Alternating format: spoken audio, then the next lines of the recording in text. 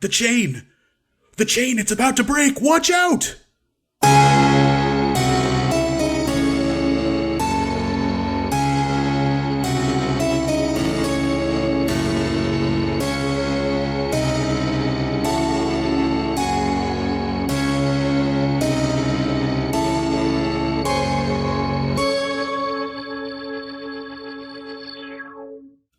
Last time on Lost Legends of Scadrial. I rolled really stupid on that wits roll, so I'm gonna run through the building. Finnigan's gonna stop him. I riot Pinch's sense of badassness. You have no sense of adventure. I can do this. I've been in burdened buildings before. This is fine. This is nothing. It's a small building. We've also been in exploding cars. That doesn't mean I want to do it. I saw that he had a scar going down across his chin, and he had a kind of a pointed nose and hawk eyes. I think that he might be talking about my other brother, Tugs. He's got a scar just like that and the same nose. Bella, can't you do something? I bring out my shotgun. What I'd like to do is I'd like to take the door I just kicked and throw it at the person who drew the revolver. Jumping out a second story window. You are stupid. You are just really stupid. Sit down. Dahlia then explains that normally after this kind of thing, she would offer a job in the constabulary, but this doesn't seem like the sort of thing that either the crew would be interested in or that it would be wise for her to put her name out there and suggest you guys. But she does give you the opportunity of doing what's called a network. Hello, and welcome back to the Lost Legends of Scadrial Mistborn Adventure Game Podcast. I'm your host and narrator, Trevor. You can find me online at 5th of Daybreak, and with me we have the rest of the Lost Legends, now known as the Well-Roasted Dusters. I'm Carolina, aka Beladora Wilde. I'm Zach, and I'm playing Finnigan Bomon. I'm Carl, and I am playing Pinch. We're going to go on to another one of the Masks of the Past supplement quests, but this one's just going to be a little bit different, just a tiny bit different than what it says in the book, because... It's like your voice. Because screw being lawful good, we've got anarchy. Survivorist anarchy. Hell yeah. So, here is the way that the scene has been set. After doing a little bit of a good deed, kind of getting blackmailed into it, the Well-Roasted Dusters, Beladora specifically, were informed of a labor dispute that had been going on for a couple of weeks in the roughs town of Morlain's Crook. The problem started when one of the Foreman Bolsks, his nephew, died in a tragic but very much preventable accident. And so since that time, the workers there and the union around there has been striking in order to get, better resources, better safety measures, really try and just change the way that the labor has been treated in this town. And so Beladora, kind of having some connections with her old family, with some people who have had to start working in these sorts of jobs, was informed of what was going on. And I kind of imagine that was just a call to action for her, if you don't mind me taking control of your character a little bit there. Yeah, for sure. With her own motives, but a call to action nonetheless. Absolutely. So you guys showed up, and the town is pretty much rallying behind two people. There is Foreman Bolsk, who's the man whose nephew died, and then there's the local government representative, Fulman Quince, who has been trying to deal with these union workers and really try and find a way to resolve it without him having to change absolutely anything. I'm sure everybody knows how that goes. Oh, yeah. So you guys left Elendel and headed out into the roughs. You are meeting with Maxwell. He is a man who is on the union worker side, and he doesn't quite see eye to eye with Fulman Quince, and has been thinking about trying to find his own way to solve matters, and he is the one who reached out to Beladora. And so you guys arrive into town. You're not really familiar with the area. You're not sure quite where to go. You just know that you are trying to meet with Maxwell. Do we know where he can usually be found? It's not a Presumably he very works big for this town. guy. There is the area where the railroad is being blocked by the strikers, and then there's also a kind of seedy tavern in town.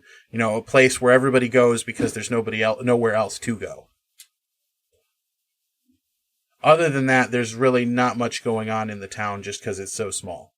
But when you say seedy tavern, that implies there's a nicer tavern somewhere in the area. Oh, no, it doesn't. It just means that the one that they have is not that great. Oh, okay. Well, that sucks for them. Well, I think the strikers would be probably a good place to go, but my heart always says go to the tavern. So what do y'all think? Strikers, then tavern. Well, if you insist. Y'all lead the way. I'm not insisting. I'd rather go to the tavern first, but it seems like what we're doing is more important that way. That's true, and probably Pinch wouldn't be welcome too much in the tavern. Well, why not? Look at yourself, Sugar. Excuse you? I head towards the strikers. What's she mean by that? I ignore him and continue on my way. As you guys walk up, there's a reason that this place is so important, and that a labor strike here has drawn a little bit more attention. It's one of the areas where outside of Elendel where the canal runs up right to where they have been building the railroads. And so where you see the strikers, they have both set up a barricade across the canal, as well as setting up a barricade of both bodies and whatever else they could throw on the tracks at the rail station, where they have set up like a little transportation shipping hub where they can switch things over from rail to canal boat, whatever it is they need to do to get it to where they want to go. And over there is a man in a very nice suit who is surrounded by a couple of thugs, and he actually has a not a man, but standing in the very back is a not fully mature Koloss, but a medium build Koloss who is also wearing a fancy suit that just looks very out of place with the rest of everything going on. But he's kind of standing aloof, not really even paying attention to the guy that he's looks like he would be the bodyguard for. And then in front of this small group of very well-dressed people, there is a large crowd of shouting, angry people, all waving signs and just being very loud and aggressive towards the people in suits. Hey, Bella? Yeah, what's up? Is that a Koloss in a suit? Sure looks like it to me, unless my eyes are deceiving me. Oh, Russ, now I've seen everything. Well, I've seen that before. I mean, I think he looks pretty sharp. I mean, there's no denying he looks sharp in the suit. It's just weird to see. I guess that's fair enough. Where should we start? I wonder where he gets that tailored. You looking out for a suit for yourself, Finn? Well, I mean, I need something that might, be able to expand and shrink and whatnot. Could come in handy. Oh, I suppose that makes sense. Oh, right. We're here to do more important things than suit shopping for me. Sugar, I'm not sure there is much more important than a fine wardrobe. She does make points. I mean, she does make a fine point, but it's her point rather than mine. You've got a pretty face. You don't really need to dress up that much. Stylish clothing is for the uggos. Yeah, Pinch, I feel like you're trying to speak more from experience than affluence, if you don't mind my saying. Explain that. I'm not very smart. What you mean? I just mean... Oh, how should I put this? You're both biased, we get it. Is this about me being broke? 'Cause I'm not anymore. We did do that thing that I'm not allowed to say out loud, but we did that thing and I've got lots of money now. So... And a Sunni pup. I do have a suey pup. So these strikers, they are on the opposite side of... Okay, so if I'm imagining this right, it's us, then the finely dressed folks, and then the strikers behind them? Kind of. You guys are coming at it from the side, and so it's more like the strikes on your left and the suits are on your right. Okay. I'd like to imagine, And you're facing like the rail depot, and then beyond that is where the canal boats are. I'd really like to imagine that Beladora is kind of like, because we're off to the side, I'd like to imagine that Beladora is on the side where the really nicely dressed people are. I'm kind of in the middle, and then Pinch is on the side with the strikers. Picking his nose. Yes. Getting real deep in there. As you guys get a little bit closer to the strike line, and you start to be able to pick out some of what they're saying, it almost seems like, the crowd is chanting a couple of things, and then as soon as they stop their chant, the guy who's obviously addressing them and would be Fulman Quince, the Lendell's local representative, gets a little red in the face and shouts back at them, and then that makes the strikers get a little more riled up, and they're like, well, if you won't lower the taxes, then you at least have to pay us more. And then he yells something about the budgets not being what they used to be, especially with trade as slow as it is, and it's really just not seeming to go anywhere. I highly think out in the open air is a great space for negotiating. You might have a point, but I feel like if we can pull one of those strikers aside, we might be able to find our man. Oh, right. In all the talk of suits, did you forget what we were here for? I thought we were here for the tavern. I don't really know what to say to that. I'm gonna go up to the strikers and see if I can pull aside somebody who looks like they're not going to punch me in the face in the heat of the moment. I'll go up with her, looking like I'm going to punch someone in the face. I'm gonna follow. Oh, what do you want? We don't need any outsiders in here telling us what to do. Well, we aren't really outsiders. We're looking for someone. Oh, and who would that be? Do you know Maxwell by any chance? Oh, you all know old Maxie. Why didn't you say so right from the start? Well, I was getting to that. Girls gotta lead with something. You kind of talked before we could have a chance to say anything. He's gonna kind of disappear into the crowd, and he comes back with a man who's wearing kind of very rough clothing. He's got a couple of patches on his pants. He's wearing suspenders, and he's got a corncob pipe in his hand, and then a checkered cap that he's wearing. And as he comes up, Bella, you recognize him. Would you say maybe he would be a relative, or would he just be an acquaintance? How would you think Bella would know him? Possibly an acquaintance, maybe somebody who kind of, tried to help her family out while they were struggling to deal with the situation that had been handed to them. Okay, so maybe he used to be the foreman for one of their workshops before it got shut down, something like that? Yeah, sounds good. Okay, and you've noticed that his style of living has markedly decreased. He didn't dress sharp, but his clothes were always very well maintained, and he never let it get as worn as this appears to be. And he's kind of got this haggard look at his face.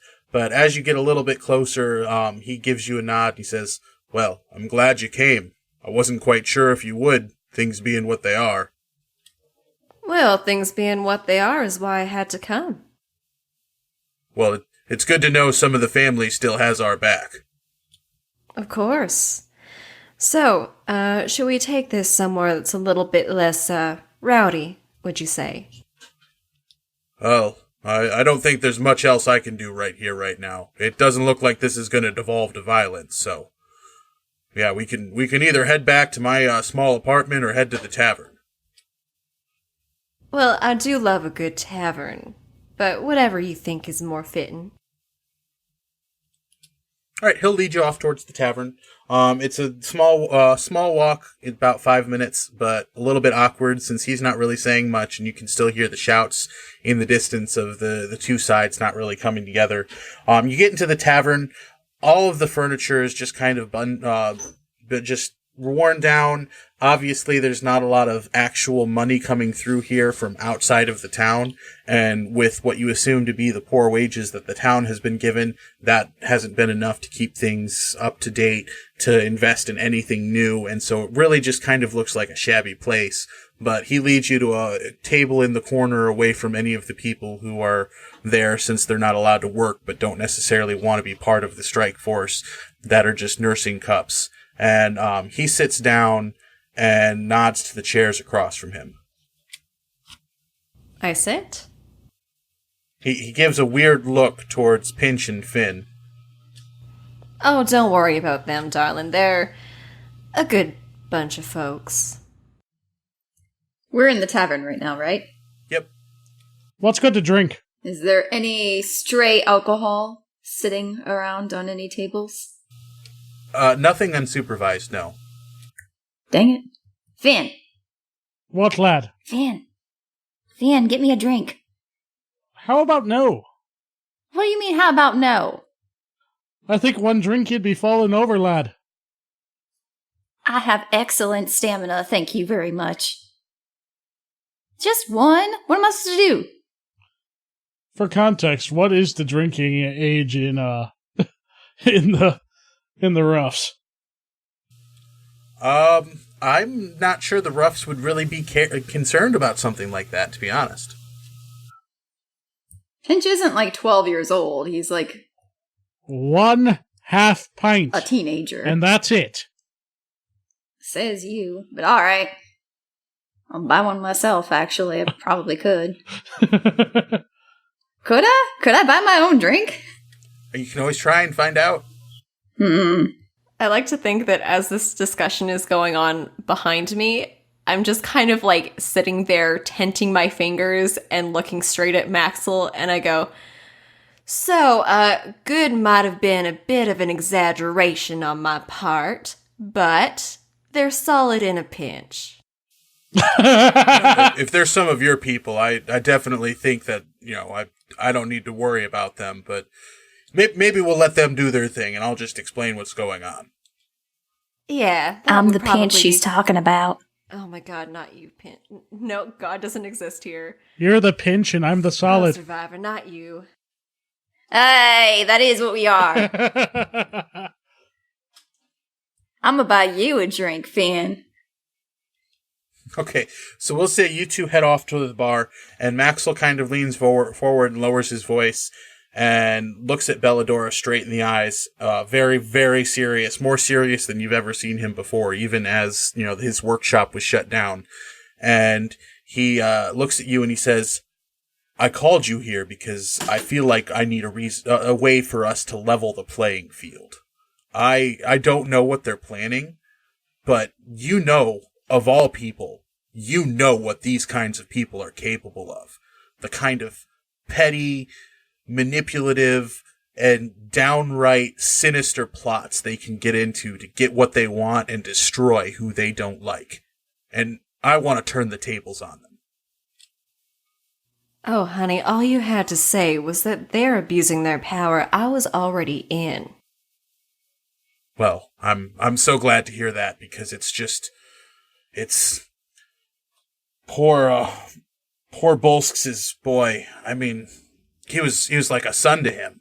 His father went back to Elendel and left the kid here, and nobody deserves to go out like that, crushed under a falling canister. They knew that those chains on that crane had to be replaced, but they never invest any money into the equipment here, and then they expect us to just deal with it.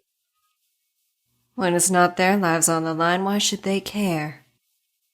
Especially if it can make them a couple extra boxings. Exactly. Finn is going to plop down, turn a seat around, and plop down with a big glass of ale. And okay. And listen to what's going on.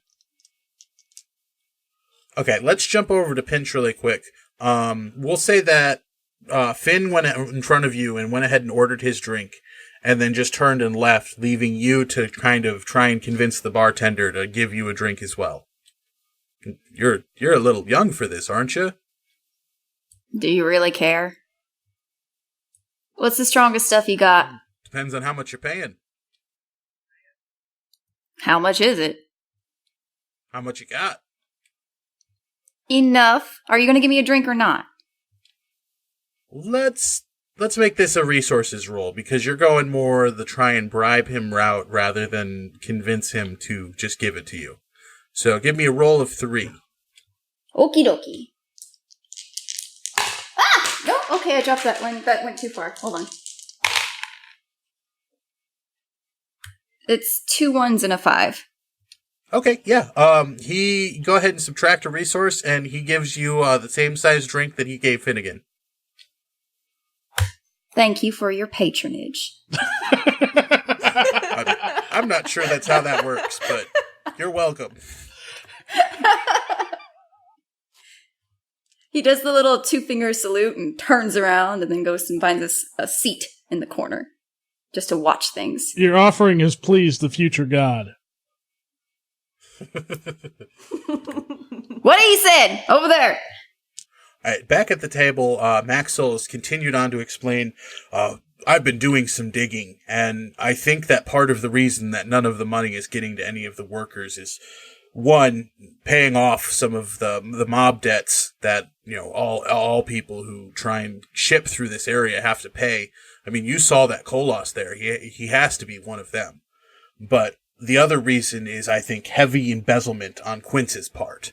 And so I want to hit him where it hurts. In his pocketbook? You got it. Oh, I was going to also offer a little bit further down, but that works too. Well, I mean, if we have time. I'll try to make time. So I'm a little bit worried just because, you've already seen the suits there, and obviously you've seen the mob presence with that Kolos. I don't know how they get those things to behave the way they do, but I mean, that's why they're the mob, I guess. But there's just so much going on and so much I don't even know about that. I don't know if it's worth the risk, and maybe if we should negotiate, but whatever it is that I can do to make life for my people now better is what I want. And I think that you're a little more equipped to decide what route we should take and how far we should take it. I'll tell you one thing right now. Yelling back and forth at each other is not going to do anything but make them more upset. That is not a negotiating tactic. That's getting yourselves into trouble. Well, that was one of the first things that Foreman Bolsk asked for, was a private negotiating room. And Fulman Quince just completely refused. He said that he'd only be willing to negotiate if it was an outside party, and then we haven't been able to get anybody in because nobody has any money to pay them. So they're asking for... Oh no. Sorry, I completely misunderstood. I thought that, they were asking for money to do the, audience. But it's for negotiators, right? To hire negotiators. Yeah, the workers aren't going to can't hire negotiators, and then Fulman Quince doesn't care enough to get someone else. He's just throwing up walls. Mm-hmm. Well, lucky for you, we're here now. And we're pretty good at breaking down walls. Well, we're pretty good at breaking anything, to be honest. We sure are. Loudly. There's just one thing that I want to ask. If you want to meet with Fulman Quince and try and get it settled that way, that's fine. But if things go the way that I think they're going to go, then I don't think that Foreman Bolsk should be anywhere near this. He's a good fella, and I don't exactly think he'd approve of what I'm doing here.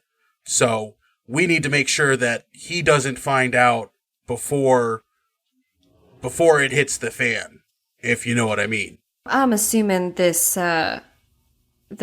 foreman, the one who's trying to broker a deal, he wants things done the right way?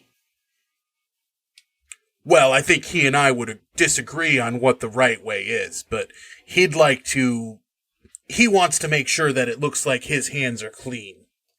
Well, I don't know if it's appearances as much that are important to him, but he kind of frowns on the sort of attitudes that tend to get things done in Scadrial. I see. And does he necessarily have to be at this meeting? I don't see how that would necessarily have to happen, but you'd have to arrange it completely with Fulman Quince. Well, I don't see how it would hurt to arrange a meeting with him and just use that as our in for something else, potentially. Like I said, I leave it entirely up to you. So what you're saying is, we act like the strikers came up with the money to hire someone to negotiate, and then we try to get some leverage by meeting with them. If you think that's something that you might excel at, then I'm absolutely willing to do what we can. But if we got to go straight to Plan Boom, Plan B, I'm totally good with that. Plan Boom's actually where we excel. But, I mean, apples and oranges, I suppose. Well, how's about this? We can talk it over and decide what we want to do, and then we can come back to you with a plan. All right, well, I'll go ahead and tell you where I'm staying.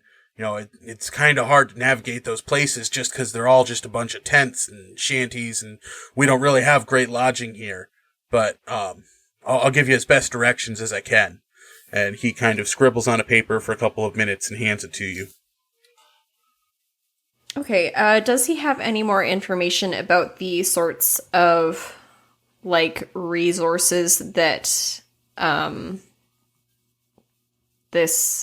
forget his name. Quince? Yeah, Fulman Quince. Okay. Does he have any information about the sorts of resources that he's got at his disposal apart from this Kolos guy? Like firepower, how many people for security are we talking about? What's his manor look like? He does have a very, very large manor that's very ornate, and it looks completely out of place. You were able to see it coming down the street, and because everything else is so run down, it's just that much larger of a stark contrast between how this man is living and how he's forcing everyone else to live. As far as resources, he tells you that the Kolos isn't necessarily part of his normal retinue, but has just recently shown up as soon as the strike started. The two other men in suits are people that he normally has with him as a security detail, and then he keeps a light shift around his home is a little bit more. He's got like a medium armed presence there, and then he's just got one guard each that hangs out around the warehouses that Maxwell thinks are where he keeps his corrupt gains, all of the things that he's embezzled. So that would be where we'd want to target if we want to hit his pocketbook. Yeah, it's those two warehouses, because there's all sorts of goods that come in through here, whether by rail or on the canal boats. And so as far as what would be in those, Maxwell has no idea, because he could just embezzle any number of things from these traders and smugglers that he turns a blind eye to for after they bribe him. But as far as the human resources go, the miners are definitely outnumbering him. He just has more weaponry. What if we disrupted the means of transportation for those goods? The strikers are already doing that. Oh. They've got a blockade in the canal, and then they're stopping any rail cars from going through as well. And Maxwell, how many men do you think would be willing to sort of stir up a bit of a distraction for us? If a need be. I can do a distraction. We know. Well, that just comes down to whether you're trying to talk them into it or trying to pay them. There's a couple people I'd know that'd be amenable to either of those, but they've already listened to what I have to say, so maybe you guys would be able to inspire them to act. All right, or we'll riot see them. What we can cook up. Do you want me to set up those meetings, or wait until after you've met with Fulman Quince, or I just need to know what direction we're going to take this? Would we be able to take a couple seconds to kind of talk it over and decide which way we want to go with this? Sure. He'll go up and go to the bar.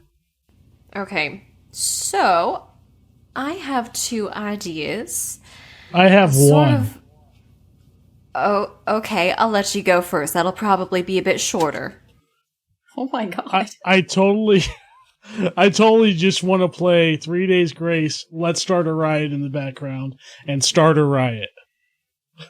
See, that was part of my idea. I would love to, like, start a riot at, like, the house or something while us 3 go burn down his storehouses. Oh my god, I love burning things like, down. if we can redirect the attention elsewhere with the rioting and the strikers, then we can get some real work done in the background. Yes. I agree. I fully agree. I want to burn things down right now. And best part is, it wasn't Pinch that came up with the idea for once. See, I'm rubbing off on y'all. You're getting it. Alright, so... I like that it is no less chaotic, though. Let's start a riot. Should we gather some more information on the storehouses? Oh, yeah, we should probably do some surveillance. That's a great idea. Okay, well, I think that's been decided. I guess we'll figure out the rest later. Okay, so you kind of wave Maxwell back over? Yeah. All right, he'll come over and he's got a drink in his hand. I guess there is one more option that I didn't really think about until now. If you wanted to, you could try and see if you can get some proof that he's as corrupt as I think he is, whether through the storehouses or maybe he's got some ledgers he keeps in the house. But that doesn't really seem like your style. So I wanted to throw it out there. You know, whatever you guys have already decided or whatever you think would be best. Absolutely, like, let's go with it. I called you in for a reason, and I trust your judgment. Who says we can't find some documents while we're burning stuff down? See, I like the way he's thinking. He's getting it. I mean, I'd rather not go into a burning building Into again, the fire. No, into the fire. The barmaid that was walking by drops the glass that she was carrying and kind of gives a little yelp as she's looking over at you, the group of you with wide eyes. And I wink at her. She just she kind of goes red in the face and she runs to the back to try and get a. I'm just going to kind of look to her and kind of like ruffle my well-roasted duster. We know fires. Hey, Finn. Yes, Pinch? I think you got her flustered. Now, it's probably the talk about arson. No, you got her flustered. I know these things. I mean, he does have her flustered, but not necessarily due to his charm and good looks. I mean, that's another story. These are semantics. I'm not here for them. These are semantics, and I'm not here for them. Oh my gosh, that's an amazing line. I don't think Pinch and I would get along IRL. I am always down for semantics. I don't think I would get along with him either.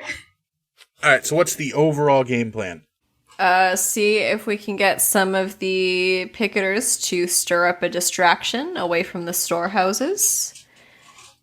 Maybe set some things on fire. Possibly at Fullman's house. So we start a distraction at Fullman's house, get some people riled up and wanting to, like, loot his house, whatnot, what have you, while we search the warehouses for evidence of his wrongdoing and trash the goods. Okay, so Maxwell will go ahead and set up some meetings for you guys.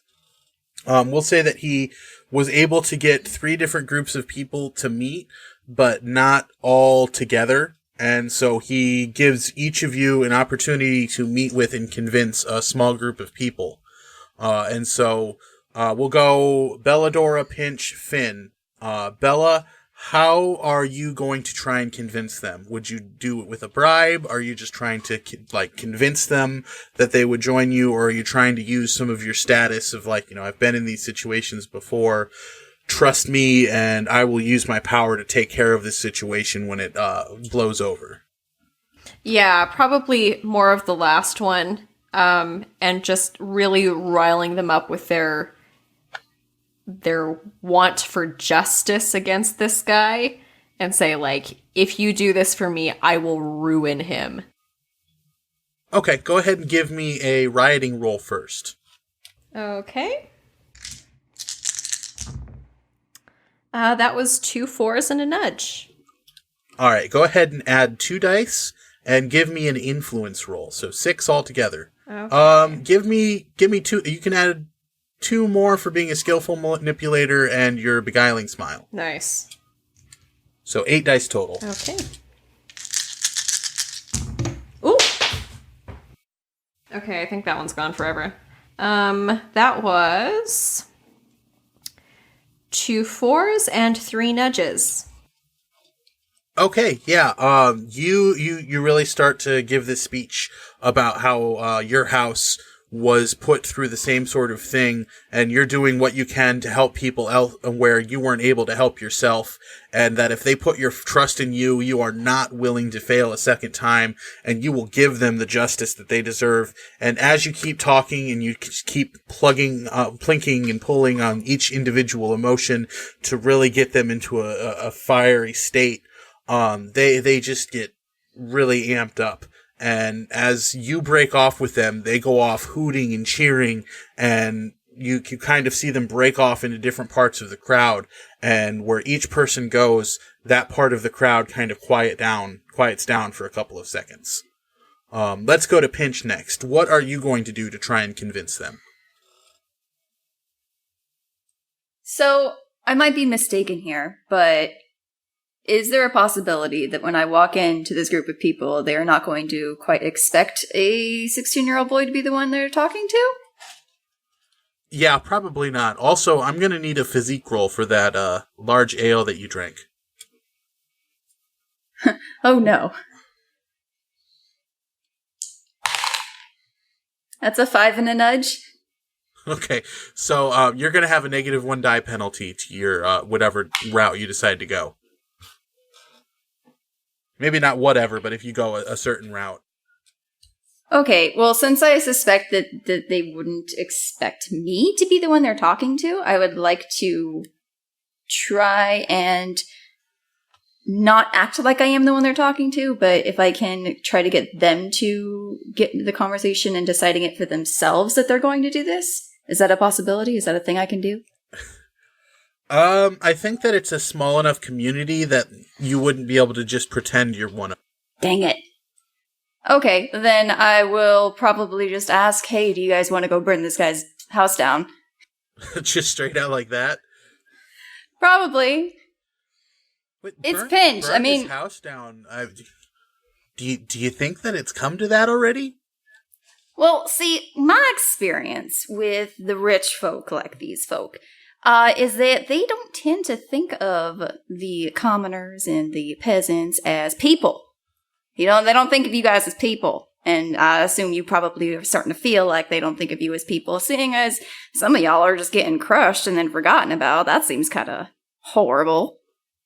Go ahead and give me a charm roll, but it's going to be -1. So 5 dice. Okay.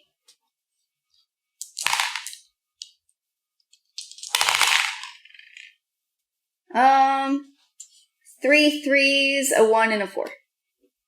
Okay, yeah, they don't look entirely convinced, but their faces do look determined. And as you kind of tell them a couple of stories from your history as like the reason that you think that this is the best course of action, given that you do have some experience in that area. The area being arson. Oh, absolutely. I just think that sometimes the only way to communicate with people who think that you are an animal is to get a little bestial. If they ain't gonna talk to you like you're a person and they're gonna treat you like you're something animal, then scare them, I would think. That seems like a thing you could do. I don't know. I mean, I would do it. I kind of want to do it. I think I'm gonna go do that, actually. Do you want to come with me? Because I'm gonna do it. All right, let's go over to Finn. I'm going to take a look around the room and I'm going to say, look at yourselves. Go on, take a look around. People of Sherwood, you've been had, hoodwinked, bamboozled, run amok. We didn't land on Sherwood Forest. Sherwood Forest landed on us. Oh, that's the wrong script. This is Morlain's Crook. Sherwood Forest does not exist on this planet. Oh, no, I know. I was reading from the Robin Hood Men in Tights script. I didn't even notice. Other than the Sherwood Forest. Cheater. Yeah. But no, seriously, I'm just gonna try talking to him about my own experiences with people that thought they could take whatever they wanted and the injustices that occur because of that. And if you don't stand up for yourselves, it's never gonna fix itself. It's never gonna be fixed. Okay, go ahead and give me a charm roll, but I am going to take a die away because you are very reserved and not nondescript. So because you try and blend in so much and look so unassuming, it's taking away from your ability to convince them. So 2 dice. Oh, oh my gosh. You're not going to believe this. That's 2 5s. You guys are the luckiest group of... Okay, moving on.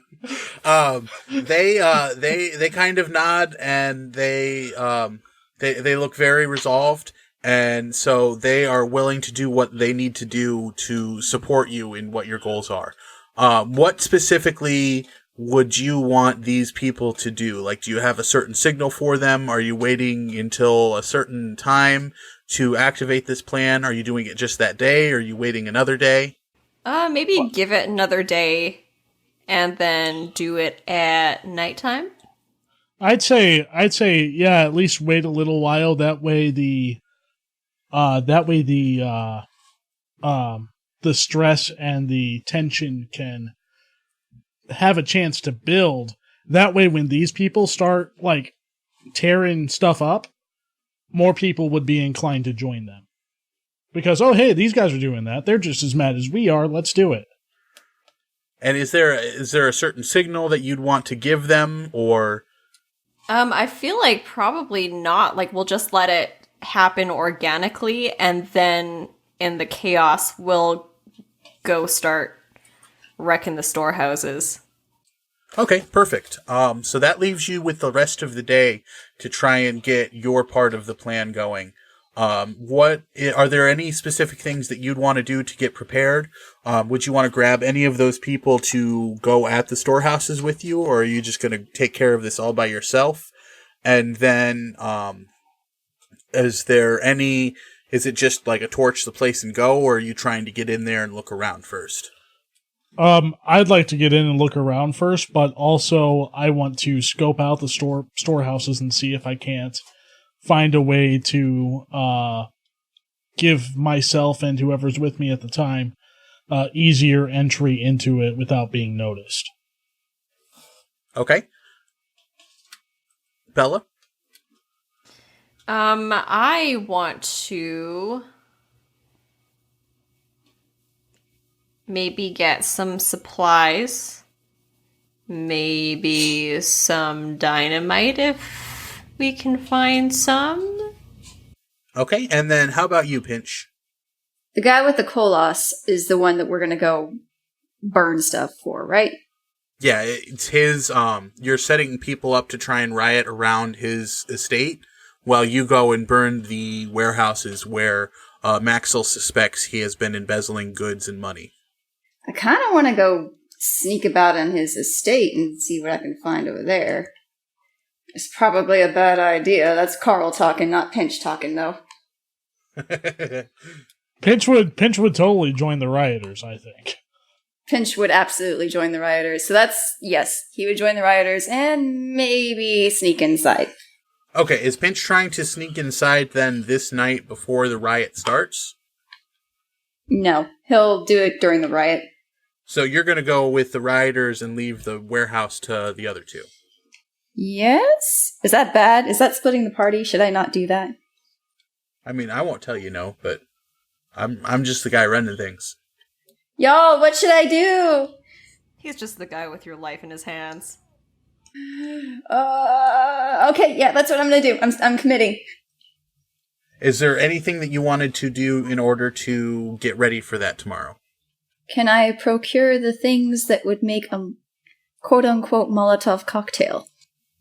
Sure. I'll go ahead and make that the same difficulty as getting a stick of dynamite.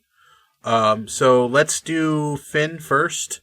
We will make this a physique roll to see how well you can sneak around the warehouses. Yeah. Would I get any bonuses for being familiar with warehouses because of being a dock worker? I won't give it to you for being familiar with warehouses. I am going to give it to you for being completely nondescript and unassuming. Okay. But I'm also going to say that tapping strength isn't going to help you here. Yep.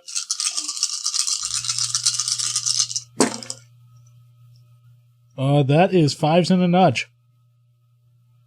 Okay, so you are able to walk up. You find a door that's locked, but with a quick little jolt of strength, you break the lock and just push the door in.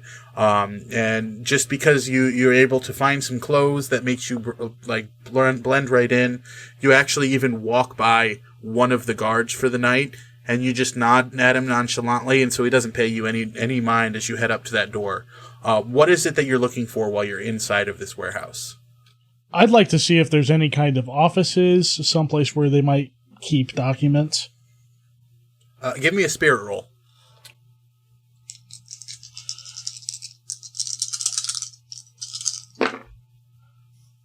Twos.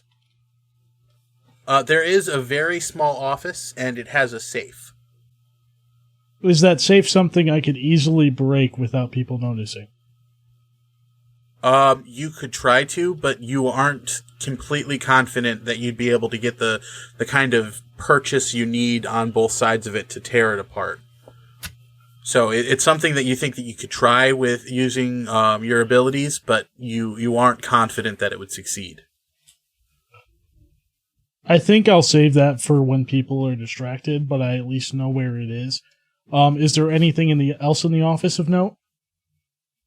There's a couple of papers on the table, mostly missives coming from Elendel, talking about trying to get the trade routes open as quickly as possible, giving concessions that Quince would be able to give the workers. It mentions a coin purse that they sent along to try and meet some of those demands. But that's about it, is that letter on the table. I'm gonna take that.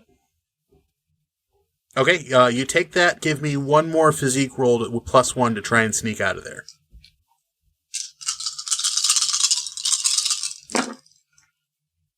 Oh, that's 5s. Okay, yeah, same thing is you walk right out. Nobody pays you any mind. You look like you fit right in, like you'd be one of the workers who haven't been striking, just doing their tasks around the warehouse, and you get away clean. Bella, why don't you go ahead and give me a resources roll, but I'm going to give you an extra die for knowing Maxwell, and then another extra die for your performance earlier and getting the workers riled up and ready to riot. Oh, I need all the help I can get with a resources roll. Oh, this whole crew is just strapped for cash. You won't believe this again. I got 3 5s. You know, that's actually something about this game that I think is a little nice, is failure is possible, but it gives you so many opportunities to succeed. So you got 3 5s, you said? Mm-hmm. Go ahead and take... I think there was a nudge in there. Okay, go ahead and subtract 1 resource, but add 2 sticks of dynamite to your resource or to your props. Okay, nice. Thank you. Mm-hmm. And then finally, we will go to Pinch. What was you were trying to buy Molotov cocktails? Yes. Add +1 because you know the bartender now. That's 2 4s and a nudge. Okay, you can go ahead and add 2 Molotov cocktails to your inventory as well. Yeah, okay. So you all get back together, kind of share what it is that you... I assume that Finn would at least share what it was that he learned. And then kind of be like, oh, well, I have dynamite. Well, I have Molotov cocktails. And then you all chuckle because you're just ready to blow stuff up again. And I'm sitting there like, well, I've got something that could start our riot. Was there anything else that you wanted to roleplay out before you retired for the evening? What I'd like to do is I'd like potentially to find a way to copy that paper I got and distribute it amongst the people overnight. Let's have Bella give me an influence roll and add +1 for your skillful manipulator. 2 3s and a nudge. Yeah, she's able to find somebody from the crew that she was talking to earlier who is passable enough to make copies of the letter. And so they stay up all night creating these. I think before I do anything else, I'd like to... are there any workers that would be like able to quietly distribute everything without the higher-ups knowing and getting it to all the workers to kind of get them riled up and upset that they were told they could be negotiated with by Elendil's government, and then this guy's blocking all of it? Probably not tonight. One, because I already let you do one extra thing than anybody else has gotten to do, but also just because it's going to take a long while to get all of those copies made. You got it. Bella or Pinch, did you want to do anything else before retiring for the evening? I'ma take a nap. Okay, so a pre-sleep nap. That's the best kind. Those are the best. Honestly, And yeah. Bella. I feel like this is the most planning we've ever done in our entire history together. Well, considering the bank job was literally just the bank job. Yeah, all of the planning's gone swimmingly so far. I just can't help but feel it's all gonna go biscuits up once we actually get this thing rolling. Maybe we'll get lucky. Or maybe we'll all die. Or that, but I'd like to think on the bright side, lad. Well, we always survive when we don't plan. Statistically, I'm not sure. That's the first honest thing I think Pinch has said in this podcast. We may all die horribly. I'm just saying, it's a possibility. It's a thing. I think we should all accept it. It's for a good cause or whatever. I don't really remember what we're doing.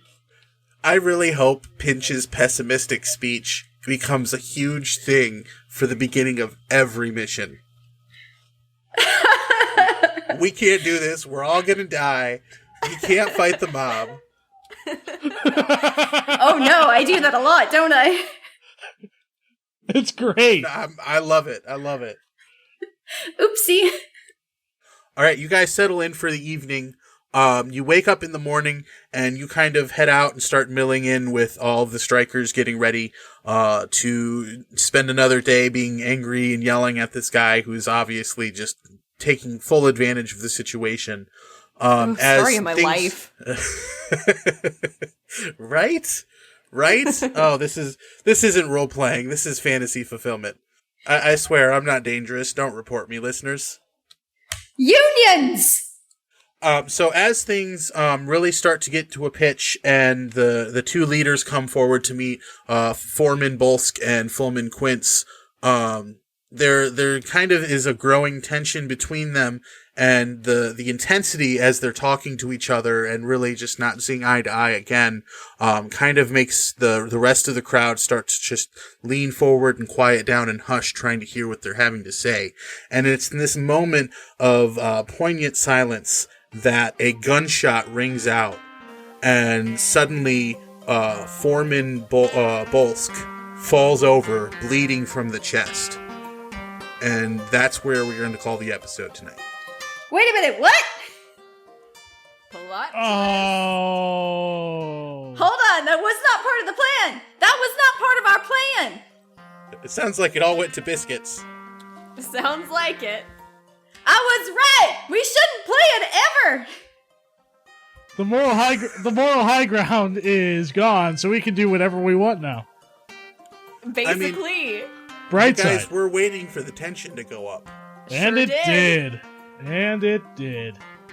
See, this is what happens when we plan. We should just do what I say whenever I say it forever.